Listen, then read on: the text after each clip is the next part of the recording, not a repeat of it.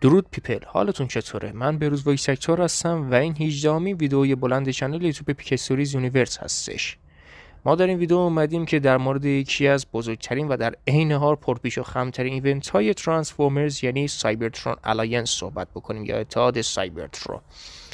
فقط قبل از اینکه بریم سراغ این ویدیو، لطفاً ویدیو رو لایک کنید، شیر کنید تا در بقیه شبکه‌های اجتماعی به اشتراک گذاشته بشه، کانال رو سابسکرایب کنید، زنگوله نوتیفیکیشن رو بزنید تا اینجوری همه ویدیوهای ما برای شما نوتیفای بشه و هر نقد مثبت و منفی هم که داشتید لطفاً توی بخش کامنت ها با ما به اشتراک بذارید و اینکه کانالمون هم به بقیه دوستاتون معرفی بکنید و اینکه دیگه حرف اضافی نمیمونه. حالا بدون هیچ معطلی بریم سراغ ویدیوی امروز. Let's go.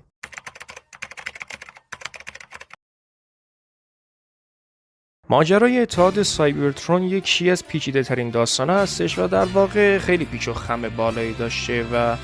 اولین اتحاد برمیگرده به قبل از جنگ‌های جنریشنز 2 و در واقع بعد از جنریشنز 1 هستش. در واقع این اتحاد اولیه سایبرترون زمینه ساز جنگ جنریشنز 2 هم میشه که یکی از دلایل مهم به وجود اومدن اون جنگ جنریشنز 2 هم به خاطر آدما هستش و کلا میگم جنگ جنریشنز 2 نسبت به جنریشنز 1 هم یه جزئیات خیلی طولانی تری داره که اصلا بهشون اشاره نمی‌کنم و بیشتر در مورد این اتحاد حرف میزنیم. خب قبل از این اتحاد باید بهتون بگم که حتما اونایی که جنریشنز 1 رو دیدن میدونن که تو اون وقایع اپتیموس و مگاترون جفتشون رسما کشته میشه، هم مگاترون به گالواترون تبدیل میشه، اپتیموس هم به دست مگاترون کشته میشه. حالا از یه طریقی باید بهتون بگم که یه سری اتوبات موفق میشن زودیاک آرتفکت پرایم 13 رو به دست بیارن و اونو به اپتیموس پیوندش میزنن و وقتی که اپتیموس به زودیاک دسترسی پیدا میکنه هویت پرایمیش بیدار میشه و تبدیل به استار کانوای یا استار اپتیموس پرایم میشه که تو اون حالت در واقع به قدرت یکی از اعضای 13 پرایم اصلی دسترسی پیدا میکنه و در واقع به شکل واقعیش در میاد. اینجوری بهتون بگم. در کنار اونم خود گالواترون هم توی جنگایی که به وجود اومده رسما به فنا رفت و دیگه هیچی براش باقی نمونده بود، ولی با این حال یکی از هرالدا یا هویت‌های یونیکرون به اسم دارک نووا سر کلش پیدا میشه، گالواترون رو پیداش میکنه و اونو تغییرش میده و تبدیلش میکنه به سوپر مگاترون. سوپر مگاترون در طی جنگ با استار اپتیموس پرایم آسیب میبینه و دارک نووا بازم اونو ارتقاش میده و تبدیلش میکنه به اولترا مگاترون و این جنگ‌ها یه جورایی معروف میشه به بتل آف استارز. چون هرچی باشه نباشه داستانش هم یه جورایی مربوط به ستارگان و کهکشان‌ها و اصلا یه جنگ فضایی خیلی بزرگه. آرک بتل آف استارز یکی از بزرگترین و در عین حال مهمترین آرکایی هستش که ترانسفورمرز پشت سر گذاشته و زمینه ساز صلح اتوبات و دیسپتیکان هم هست. بعد وقایع بتل آف استارز باید بهتون بگم که اولترا مگاترون رسما به فنا میره، هیچی ازش باقی نمیمونه و تنها یه سری از اندامای حیاتیش باقی میمونه که یه سری دیسپتیکان که میخواستن جنگ ادامه پیدا بکنه اونو پیداش میکنن و سعی میکنن که مگاترون رو احیاش بکنن، ولی در کنار اونها یه سری دیسپتیکان بودن که دیگه رسما از جنگیدن خسته شده بودن و سعی داشتن که اربابشون رو نجات بدن و یه جورایی اونو به حالت عادی برش گردن. و یکی از اون دیسپتیکانایی هم که خیلی روی این موضوع نقش مهمی داشته و حتی مرگش هم باعث یه جنگ خیلی بزرگ شد، دیسپتیکانی به اسم کیلوتونه. کیلوتون در واقع یه دیسپتیکان خوب هستش، یعنی دیسپتیکان هست اما ربات بدی نیستش. این دیسپتیکان همه تلاش خودشون میکنه تا مگاترون رو نجات بده، اون مگاترون رو نجات میده، بازیابیش میکنه و کلا اون به هم ریختگی ذهنی اونو به سلامتی کامل میرسونه و دیگه مگاترون اون دیوانه قاطی قبلی نیستش و به نوعی مگاترون از نو متولد میشه و ذهنش پایدار میشه و بعد از این اتفاق اپتیموس هم به حالت عادی خودش برمیگرده و مگاترون و اپتیموس با هم دیگه یه پیمان صلح میبندن که به اسم پرایمکس 785.06. این اسم رمز سایبرترون الاینس هستش، یه اتحاد بزرگ بین اتوبات‌ها و دیسپتیکان‌ها که بعد جنگ‌های بتل آف استارز و همینطور هم وقایع جنریشنز 1 اتفاق میفته و یه جورایی میشه گفت این صلح خودش زمینه ساز جنگ‌های سایبرترونی جنریشنز 2 هم شده و یکی از اون دلایل مهمش هم اینه که انسان‌ها باعث و بانی اون جنگ شدن. چون شاید باور کنید یا نکنید شاید به نظر بیاد که دیسپتیکان‌ها آدم بدا باشن، اما در اکثر موارد شخصیت‌های منفی خود انسان‌ها میتونن باشن، چون انقدر ترسوان که به خاطر ترسشون به هر چیزی که هست و نیست هم شلیک میکنن. حالا در رابطه با خود این صلح باید بهتون بگم که آتوبات و دیسپتیکان‌ها و همینطور آپتیموس پرایم و مگاترون بعد از اینکه با هم دیگه به این صلح میرسن، اونا تبدیل میشن به فرماندهان این اتحاد بزرگ سایبرترون و به نوعی اون نمادهای آتوباتی و دیسپتیکانیشون رو هم عوض میکنن و به نوعی یه نمادی میسازن که تلفیقی از نماد آتوباتی و دیسپتیکانیشون هستش. این نماد در واقع میشه گفت نماد یگانگی اونا به حساب میاد، یعنی این که دیگه آتوبات و دیسپتیکانا هیچ جنگی با هم ندارن و الان با هم دیگه متحد هستن. و حتی خود مگاترون هم دلش میخواست که این اتحاد پایدار باقی بمونه و به نوعی کاری بکنه که نسل‌های بعدی ترانسفورمرها که به جنریشنز 2 معروف هستن به نوعی کاری بکنن که دیگه اونا هیچ وقت رنگ جنگو به چشماشون نبینن و به یه جورای یه نسل صلح‌آمیز از ترانسفورمرها به وجود بیارن. اما متاسفانه پیلوتون که یادتون هستش، همون دیسپتیکانی که باعث شده بود که مگاترون هم نجات پیدا بکنه، هم از اون دیوانگی ذهنیش رها بشه و هم این که بتونه به این صلح تن بده. ایشون وقتی که میره به زمین تا با انسانا یه پیمان صلح ببنده، انسانا فارغ از این که اون اصلا کاری باشون نداشته و به نوعی برای صلح اومده بوده، بدون هیچ تردیدی میبندنش به رگبار و اونو میکشنش. یعنی یه دیسپتیکان بیگناه هم میکشن. بعد از اینکه این اتفاق میفته، خبر مرگ کیلوتون به گوش مگاترون میرسه و مگاترون با یه پل فضایی سریع به اون نقطه میرسه و جنازه دوستش رو توی دستای خودش میگیره و با خشمی که قبلا توی اوایل جنگ سایبرترون اول داشت و به نوعی تو اون دوره انقلابی راه انداخته بود تا بتونه آزادی به وجود بیاره، اون خشم وحشتناک، اون دیوانگی دوباره به چشماش برمیگرده و به نوعی میشه گفت قسم میخوره که انسانا رو از بین ببره، چون که اونا یه دیسپتیکان بیگناهو کشتن، کسی که حتی یه انسان یا حتی یک گونه ارگانیکو نکشه ولی اون ارگانیکا کشتنش. و به خاطر همین موضوع مگاترون دوباره قاطی کرد و شروع کرد به جنگ‌های جنریشنز 2 و به نوعی میشه گفت اون صلح سایبرترون به همون سرعت که شروع شد به همون سرعت هم تموم شد و حتی خود آپتیموس هم رسما باورش نمیشد که انسان‌ها همچین کاریو کرده باشن. و بعد از اینکه این اتفاق میفته، آپتیموس و مگاترون هر چی سعی کردن که این ماجرا رو خاتمه بدن نتونستن و در نهایت مگاترون یه جنگ جدید را میندازه و توی این جنگ هم مگاترون و هم آپتیموس ریبیلد میشن و به دیزاین جنریشنز 2 شون در میاد که توی تایملاین ترانسفورمرز وجود دارن و به نوعی میشه گفت خودشونو ارتقا میدن دیگه، وارد جنگ نسل‌های دوم میشن و به نوعی میشه گفت این جنگ نسبتاً کوتاهی بوده، چون هم آتوباتا و هم دیسپتیکانا دیگه رسما از جنگیدن با هم دیگه خسته شده بودن و مگاترون با اینکه دوباره به اون خشم وحشتناک سابقش برگشته بود، ما اون دیوانگی وحشتناکی که میلیون ها سال پیش از خودش بروز میداده بود و دیگه نداشت و به نوعی میشه گفت عقلش به حالت عادی برگشته بود و یه جورایی میشه گفت با اینکه خشمگین شده بود و خیلی احساساتی شده بود، نمیخواست که اون جنگ ادامه پیدا بکنه و میخواست یه جوری تموم بشه. اما با تمام اینا احساساتش از ارادش خیلی قوی تر بودن و در هر حالتی مگاترون تو اون خشم و دیوانگی باقی موند و به نوعی میشه گفت اون جنگ هم به اندازه جنگ جنریشنز 1 ممکن بود طولانی بشه، اما خوشبختانه به اون حدی که باید طولانی نشد. و توی یه دوره آپتیموس و مگاترون با یه پورتال فرابعدی به یه دنیای عجیب غریب میرن، دنیایی که در واقع به اسم لجند ورلد شناخته میشه، دنیایی که اصلا از مولتیورس جدا هستش و خیلی از برنچ‌ها و داستان‌های ترانسفورمرز اونجا اصلا یه حالت بچگونه طور و کوچولوطور به خودشون میگیرن، یعنی همه شخصیت‌های ترانسفورمرز داخلش هستن اما خیلی کوچیک و اسباب بازی طور هستن و به نوعی میشه گفت دنیاشون مرکز مولتیورس دنیای ترانسفورمرز به حساب میاد و به نوعی میشه گفت اگه کنترل اونجا رو داشته باشی کنترل کل مولتیورس رو در اختیارت داری. البته لجندز ورلد جوریه که اصلا نمیشه فتحش کرد و حتی بعد از اینکه مگاترون و آپتیموس اونجا پرتاب میشن بدناشون به فنا میره و اعضای لجندز ورلد اونا رو ریبیلد میکنن و به حالت عادی براشون میگردونن و مگاترون هم بعد یه مدتی بودن توی لجندز ورلد باعث میشه که یه جورایی احساساتش کنترل بشه و حتی با یه سری از وریانت های خودش هم روبرو میشه و حتی باهاشون هم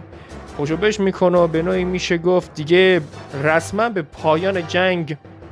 رضایت میده به طوری که دیگه حتی دیگه حاضر نیست به آپتیموس شلیک بکنه. آپتیموس هم دقیقاً همینطوره، اونم توی لجندز ورلد میفته، اونم داستانای خودشو میگذرونه و به نوعی میشه گفت اونم به اون حد میرسه که دیگه حاضر نیست اسلحه آیون کننشو به سمت مگاترون بگیره یا حتی به شلیک بکنه. به نوعی میشه گفت اونا رسما از ذهن جنگ طلبشون فاصله میگیرن، اما با این حال هنوزم ایده ها و اون آرمانگرایی سابقشون رو دارن. 2039 اونا جفتشون به زمین برمیگردن و به نوعی میشه گفت سعی میکنن که یه بار دیگه پرایمکس 78.5.06 آلفا رو دوباره احیاش بکنن و به نوعی برای این کار به نوعی میشه گفت 1 سال زمان میبره و اونا موفق میشن یه صلح جدید بین آتوباتا، دیسپتیکانا و انسانا رو به وجود بیارن. و چون که متاسفانه انسانا هنوزم ترسو بودن و حساسیت آتوباتی و دیسپتیکانی داشتن، آپتیموس و مگاترون نشانهای خودشون رو نگه میدارن و به نوعی آتوباتا و دیسپتیکانا باز مجبورن جدا از هم باشن، ولی در این صورت میتونن جلوی جنگشون با آدما رو بگیرن، چون آدما رو که میشناسید خیلی موجودات ترسویی هستن و کلا کارهای عجیب غریب و غیر قابل پیش بینی زیاد میکنن و حتی ممکنه خیانت هم بکنن. از طرف دیگه هم وقتی که اونا سعی میکنن به این صلح برسن، اونا موفق میشن و حدوداً توی سال 2040 این صلح بازسازی میشه و هم آتوباتا هم دیسپتیکانا توی زمین و توی سیاره‌های دیگه صلح خودشون رو گسترش میدن و به نوعی سعی دارن که بهشون بگن که دیگه اون جنگ بزرگ آتوباتا و دیسپتیکانا تموم شده. چون باید بهتون بگم جنگ آتوباتا و دیسپتیکانا حدوداً 9 میلیون سال طول کشیده بوده و توی کل جهان گسترش پیدا کرده بوده و سیاره‌های زیادی به خاطر این جنگ آسیب دیده بودن و اونا یه جوری سعی داشتن با این روش و این حالت جمهوری مانندشون اون گرفتاریایی که برای نژادهای دیگه به وجود آوردن رو جبران بکنن و همه چی رو درست کنن. حالا در طی همه این اتفاقات یه آواتار دیگه از یونیکرون سرکلش پیدا میشه و سعی میکنه که هم مگاترون و هم آپتیموس رو از بین ببره و ازشون انتقام بگیره، چون به نوعی میشه گفت اونا بدجوری توی شکست خوردنش نقش داشتن. بعد از همه این اتفاقا اونا موفق میشن اون آواتار یونیکرون رو شکست بدن و بعد از اینکه اون آواتار یونیکرون شکست میخوره اجزای بدنش میفته روی زمین و انسانا، آتوباتا و دیسپتیکانا بعد جستجو کردن و تحقیق روی اون بدن متوجه میشن که یه انرژی خاص و منحصر به فردی داره که میتونه روی علم و تکنولوژی خیلی تاثیرگذار باشه. انسان‌ها این تکنولوژی رو به دست میارن، ازش استفاده میکنن و نسل جدیدی از ترانسفورمرها رو به وجود میارن و به نوعی میشه گفت حتی اون آتوباتا و دیسپتیکانایی که توی جنگ‌های خیلی سال پیش مرده بودن هم دوباره زنده میشن. شخصیتایی مثل ویل جک، آیرون هایند که اونا همشون توی جنگ‌های اولیه سایبرترون کشته شده بودن و مرگشون رو توی ترانسفورمرز د مووی هم آشنا شدیم توی سال 1984 وقتی که اولین فیلم سینمایی ترانسفورمرز اومد و یه جورایی میشه گفت ساختار دنیای ترانسفورمرز رو تغییر داد. حالا گذشته از همه اینا، انسان‌ها با استفاده از این انرژی موفق میشن یه سری ربات کوچیک بسازن به اسم سلکتور.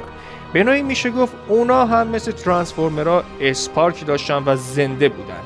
اما نکته اینجاست که انسان‌ها به اونا فقط به چشم یه مش ربات و ماشین دستساز نگاه میکردن مثل بقیه ماشینایی که میساختن، اما اشتباه میکردن، چون سلکتورها نه تنها مثل ماشینای زمینی نبودن بلکه اونا مثل تبدیل شونده ها بودن، مثل سایبرترونیا بودن و چون که انسان‌ها خیلی بهشون تبعیض قائل میشدن و اونا رو فقط ماشین میدیدن و ازشون هم برای حفاری و به دست آوردن منابع استفاده میکردن، این باعث شد که سلکتورها رسما قاطی بکنن و یه جورایی سعی به شورش میکنن. اما اونا قدرت ایستادگی در برابر خالقای انسانشون رو ندارن، ولی اونها در طول ساخته شدنشون با تاریخ سایبرترون و همینطور جنگ و انقلاب مگاترون آشنا میشن و بعد از این موضوع سلکتورها به پای مگاترون میفتن و به نوعی ازش التماس میکنن که اونا رو از دست انسانان نجات بده، چون انسانان نه تنها دارن ازشون مثل یه مش برده استفاده میکنن، بلکه این اتفاقات باعث شد که مگاترون یاد اون روزهایی بیفته که خودش یه معدنچی بودش و اعضایی که بهشون خدمت میکنن یه مش کوینتیسان خودخواه بودن که سعی داشتن فقط ازشون برای تفریح شخصی خودشون استفاده بکنن و به نوعی این موضوع باعث شد که مگاترون رسما درخواست سلکتورها رو قبول بکنه و اونا رو با خودش متحد میکنه و میرو به پایگاه انسان‌ها حمله میکنه و به نوعی داره سعی میکنه که انسان‌ها رو متقاعد کنه که با سلکتورها منصفانه رفتار کنن. در عین این حال هم انسان‌ها میان و مگاترون رو مقصر جلوه میکنن و آپتیموس رو سعی میکنن بندازن به جونش، اما مگاترون این دفعه مثل اون دوره دیگه الکی اسلحه‌شو به سمت آپتیموس نمیگیره. اون نه تنها دیگه با آپتیموس نمیجنگه، بلکه سعی میکنه با حرف زدن و به چالش کشیدن ایده ها و آرماناش اونو به چالش بکشونه و بهش بفهمونه که تا همیشه درست نمیگی، بعضی وقتا ایده های تو اشتباهه، ایدهات واقعا زیبا هستن، اما متاسفانه مهم اینه که چجوری باید ازشون استفاده بکنی. متاسفانه طرز استفاده آپتیموس از ایده ها و آرماناش اصلا درست نبوده.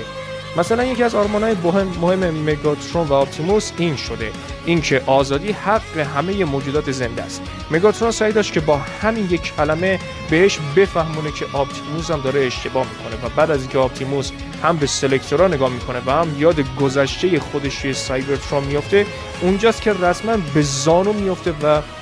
به نوعی میشه گفت از جنگیدن دست میکشه و حتی تصمیم میگیره با مگاترون و سلکتورا متحد بشه تا انسان‌ها رو به زیر بکشن و اونها رو مجبور بکنن که به سلکتورا احترام بذارن و باهاشون مثل بچه‌هاشون رفتار بکنن و اونا رو یه مش برده نبینن. به نوعی میشه گفت نمیخواستن انسان‌ها رو به سرنوشت کوئنتیسانا دچار کنن، چون کوئنتیسانا یه مش موجود پلید چند سر بودن که برای تفریح خودشون ترانسفورمرها رو ساخته بودن و ازشون برای جنگ‌های آرنایی استفاده میکردن، فارغ از این که اونا همشون زنده بودن. و به نوعی میشه گفت وقتی که آتوباتا و دیسپتیکونا و سلکتورا سعی میکنن به پایگاه انسان‌ها حمله بکنن، یهو همه چی به هم میریزه.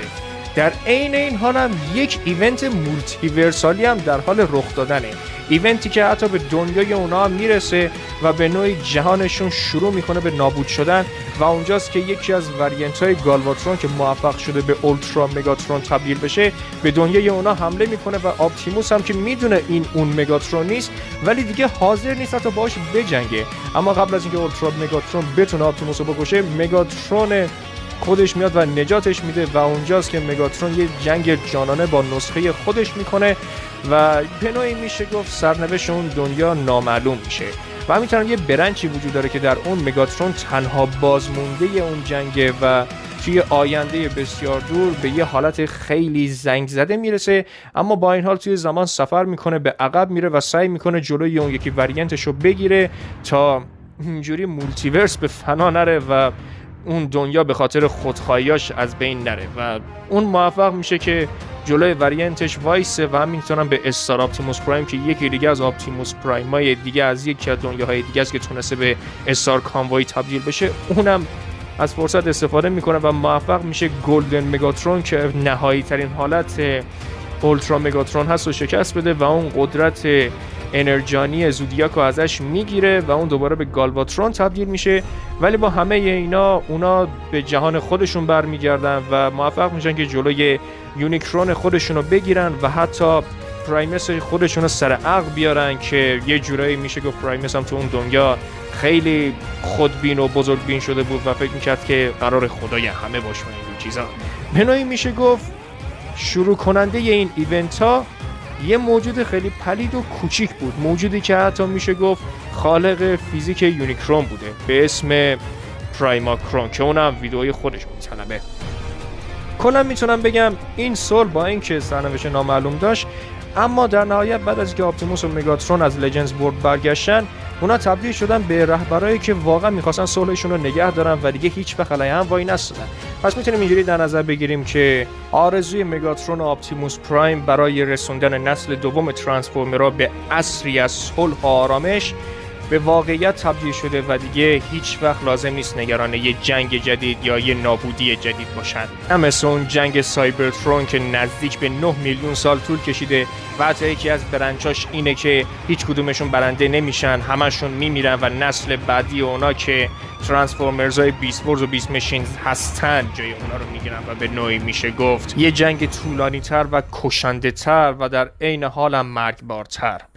جنگی که باعث نابودی کلی سایبرترون میشه. ولی با همه اینا باید بگم که این برنچ نشانگر اینه که قرار نیست که این جنگ همیشه با سوختن هر دو طرف تموم بشه. بعضی وقتا این جنگ ها میتونه حتی بردم باشه. خلاصه میتونم بگم این اتحاد یه برد واقعی بین آتوباتا و دیسپتیکانا بود.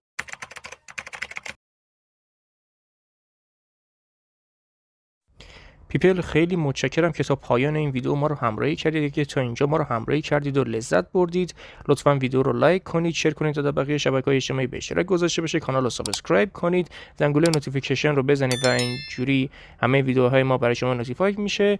و در نهایت هم هر نقد مثبت و منفی هم که داشتید و توی کامنت ها با ما به اشتراک بذارید و اینکه کانالمون هم به بقیه دوستاتون معرفی بکنید تا اینجوری خانوادهمون از این چیزی که هستن بزرگتر بشه. و اینکه تک تک شما رو به یزدان پاک می سپارم و تا یک لانگ ویدیو اپیک استوریز دیگه. Rest in peace people.